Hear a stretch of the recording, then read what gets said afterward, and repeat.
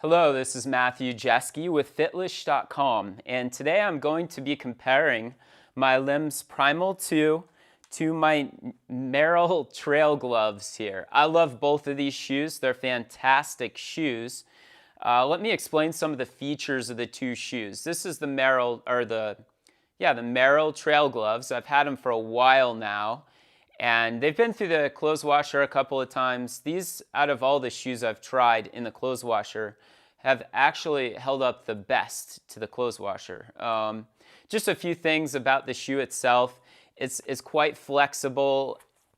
It has no arch support. It's a zero drop shoe, meaning the ball of the foot is at the same height as the heel of the foot. It has a decent toe box here. It's a little narrower than my other minimalist shoes, but it's decent. The lacing in the upper is very, very rugged on this shoe. I have no tear through or anything on it on the top. It's held up quite well.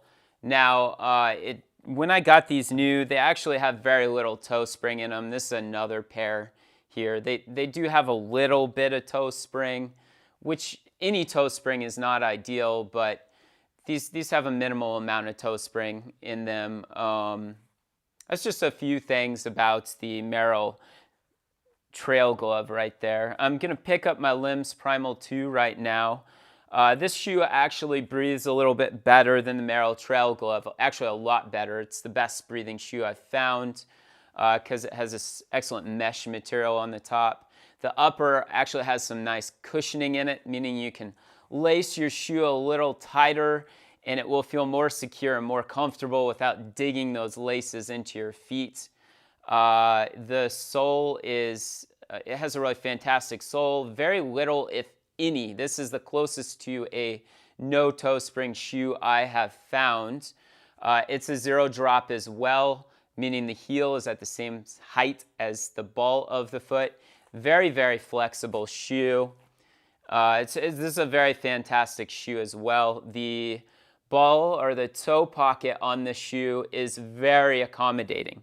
I can get away wearing correct toes inside of here. This is a little splint that I wear to properly align my toes, and I can wear that inside of here. This is the most compatible shoe I have found with correct toes.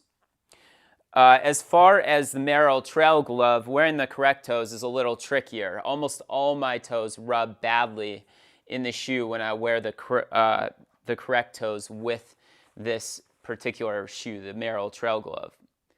Now that's a quick overview of the features of both shoes. Let me jump into how well these have worn. I've worn these for a while now, and they have, like I mentioned, the upright has held up very well. It's pretty well, the sole is pretty well still glued to the upright as well. I've run this through the clothes washer several times. But let me get to the bottom of the shoe, the sole. I noticed that this material, this is a Vibram sole, it has wore through terribly. Especially where I strike here on the ball of my foot, it's wore off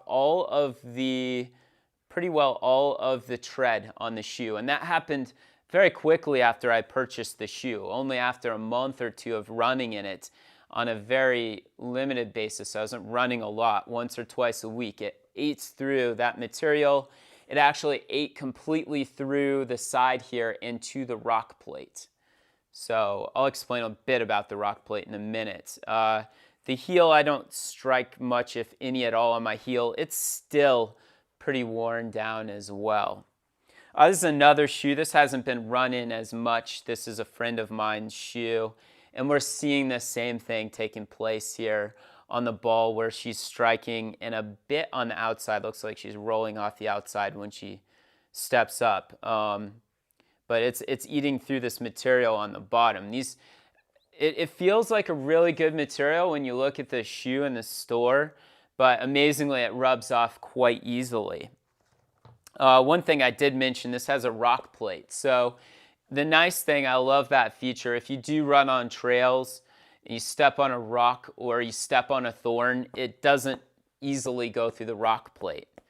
But one pitfall of that is you don't get quite as much feedback from the ground, as you would in the Lems Primal 2 here. Now, let me explain a bit about this shoe. It has a very nice sole, and integrated in that sole is it's kind of a cushiony sole material that gives you a really great feel. It keeps, when you step on a rock, you can kind of tell there's a rock there.